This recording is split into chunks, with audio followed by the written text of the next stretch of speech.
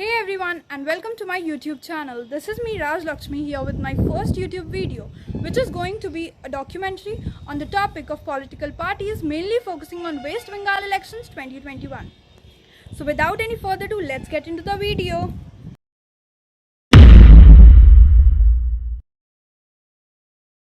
All over the world, where there is a democratic way of governing the people, political parties play a very big role. Political party system in India has its own background. The origin of the system can be traced back to 1885 when INC or the Indian National Congress was founded. But at its initial stages, its aim was not to capture political power as it's of today. A political party may conveniently be defined as a body of people who have united for promoting by their collective efforts upon some principles to which they all agreed. But in a broader perspective, it is a means via which the people can speak to the government and have a say in their governance. Now, there are three types of party system a country can have. One party system in which only one party is allowed to control and run the government like China has.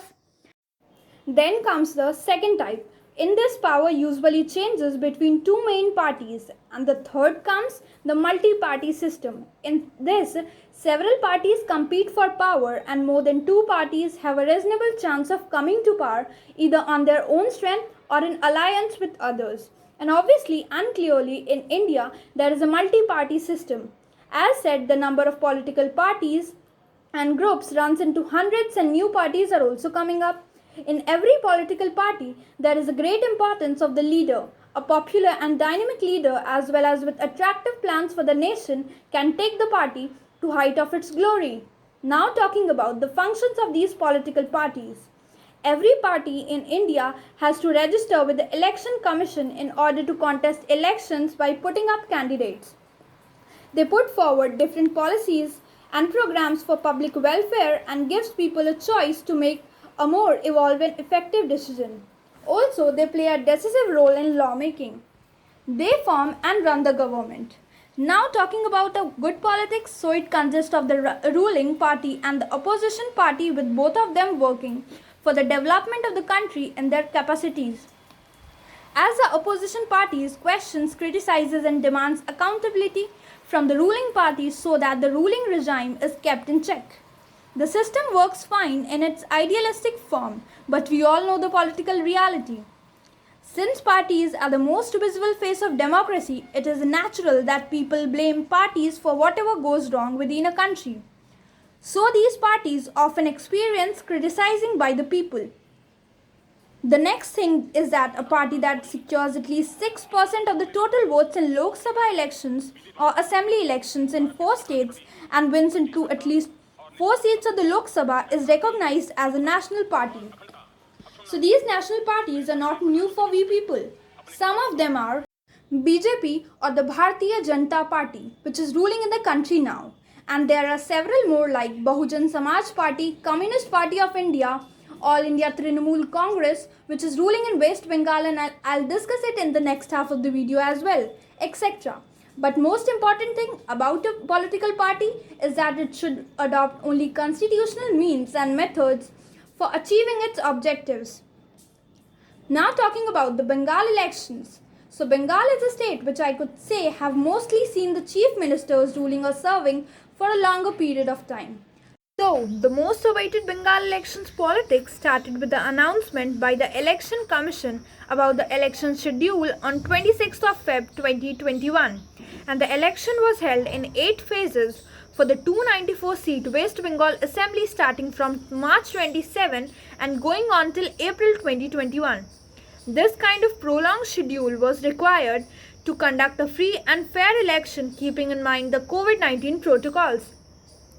However, soon after the announcement, West Bengal Chief Minister Mamata Banerjee, whose party Trinamool Congress is facing a tough challenge from BJP in the state, alleged that such a long poll was suited to the Saffron Party, while the BJP welcomed the Election Commission's announcement. Apart from these political parties, there were several other parties like Congress and CPIM and alliances, etc. But the two parties, Bharatiya Janata Party and Trinamool Congress, were always seen in headlines due to their internal tussle and entertaining Didi Bhatija politics. आदरणीय दीदी, ओ दीदी,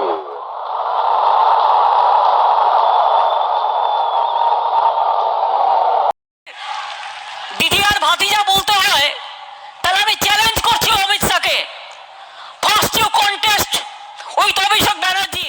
The West Bengal Assembly polls saw a high voltage campaign with the BJP and TMC both putting all its might into the state.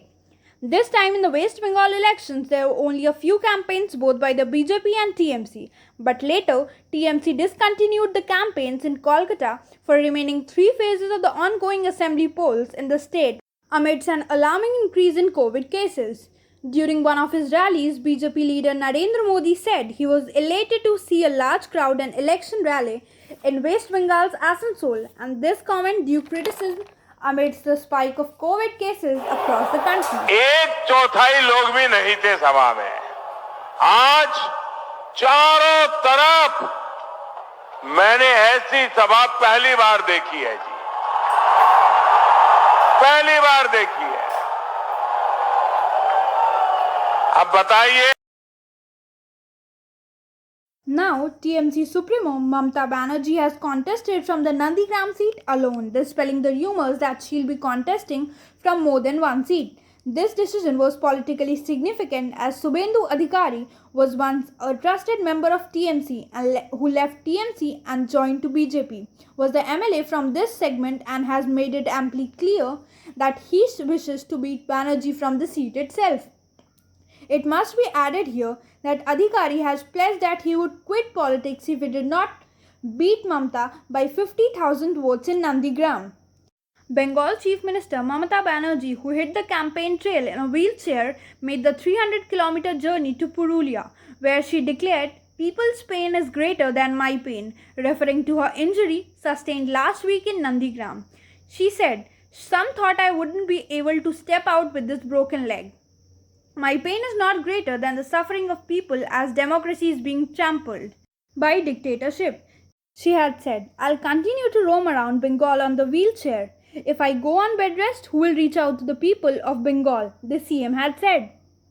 Seeing the exit polls, it was pretty clear that BJP was going to win because most of the exit polls as well as certain BJP leaders predicted this. But I must say that we were quite unable to trace the major support towards the TMC side by the people. Exit polls disagreed on who will form the next government in West Bengal. Of the 5 polls reviewed, 2 gave the TMC a comfortable majority in the 294-member assembly. 1 gave the BJP a clear win and 2 suggested it would be a close fight in which neither side getting a majority was a possibility. What they all agreed on was the alliance of the left, Congress and ISF would come a cropper in the state. But there was one prediction where big states were involved. Political strategist Prashant Kishore predicted that BJP will not even cross the 100 mark, and if they will do win, he'll leave the profession.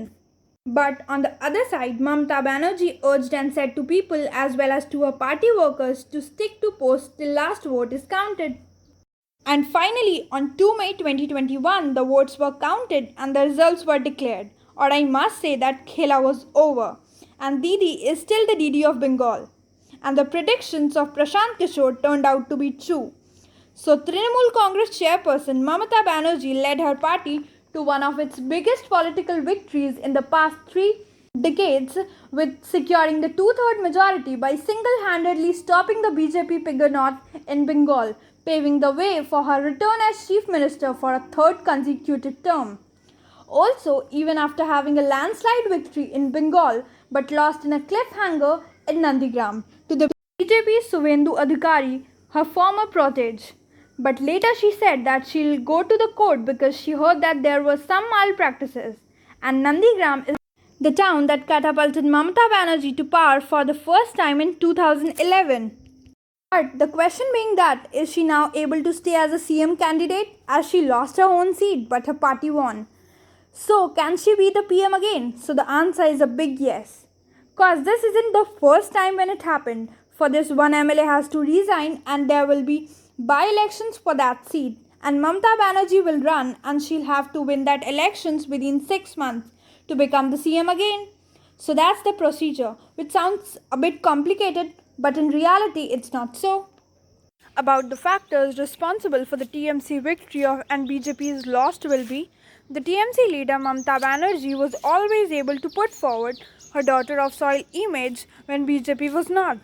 The TMC had a major support from the Muslim, women and Rohingya community voters, where BJP's voters were mainly centralized to Hindus, which has helped it only to a small extent.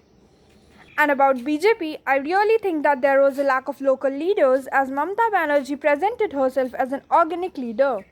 After all this, Mamata Banerjee charged against BJP over the violence in West Bengal post-polling, where both parties kept blaming each other. And Narendra Modi congratulated Mamata Banerjee for her victory in the state. And also Mamata Banerjee mentioned that learn to accept the people's mandate and let's tackle COVID, which is the most serious issue, referring to the BJP. Thanks for watching the video. Hope you enjoyed it. And if you did, don't forget to like, share and subscribe. Bye.